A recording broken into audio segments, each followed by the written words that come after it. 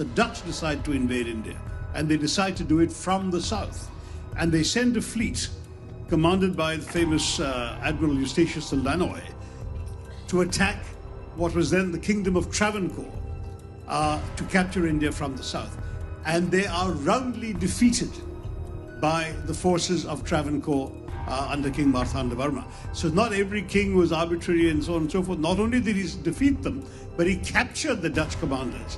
And Eustachius de Lannoy then joined the service of the Maharaja of Travancore and became his captain of artillery. The fact is, this happened. So whenever your history books say that the first example of an Asian power defeating a European power is Japan defeating Russia in 1905, wrong. It's Marthandavarma of Travancore defeating the Dutch in 1741. 29 million Indians died of starvation in British-induced famines. The most famous example, of course, was the Great Bengal Famine during the Second World War, when 4 million people died because Winston Churchill, deliberately as a matter of written minuted policy, proceeded to divert essential supplies from civilians in Bengal to sturdy Tommies and Europeans as reserve stockpiles. He said that the starvation of anyway underfed Bengalis mattered much less than that of sturdy Greeks. This is Churchill's actual quote. And when conscience-stricken British officials wrote to him, pointing out that people were dying because of this decision, he peevishly wrote in the margins of the file, "Why hasn't Gandhi died yet?"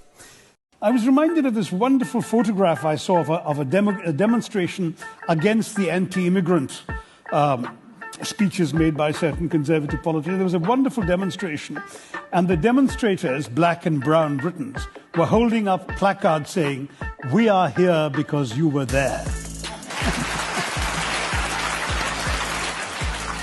It's something the Brits need to be reminded of from time to time.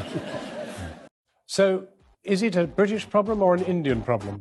No, I think it is a British problem. First of all, because there is so much historical amnesia about what the empire really entailed. The fact that you don't really teach colonial history in your schools. Children doing A levels in history don't learn a line of colonial history. There's no real awareness of the atrocities, the fact that Britain financed its industrial revolution and its prosperity from the depredations of empire. The fact that Britain came to one of the richest countries in the world in the early 18th century and reduced it after 200 years of plunder to one of the poorest. This is difficult stuff because we're just about to try and do a big deal with you. We need your trade. Are you going to hold this against us? Not at all. I don't really think this is about today's relations, which are between two sovereign equal countries, John. I mean, our economy is as big as yours now. And as far as we're concerned, I think we don't need to have a chip on our shoulder when dealing with you.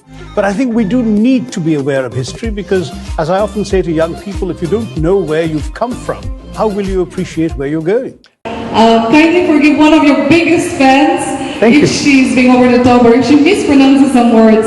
And but I'm so starstruck right now and I might never get this opportunity again. So sir, please explain yourself. How can someone be so astonishingly good looking and charismatic and even more implausibly brilliant and intelligent at the same time? Sir, please spill some secrets.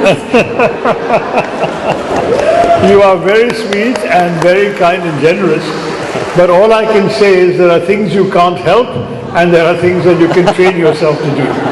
So the way you look and all of that, honestly, all I can say is choose your parents wisely. It's all in the genes.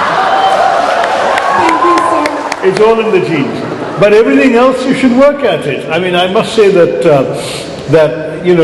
reading, as I explained earlier,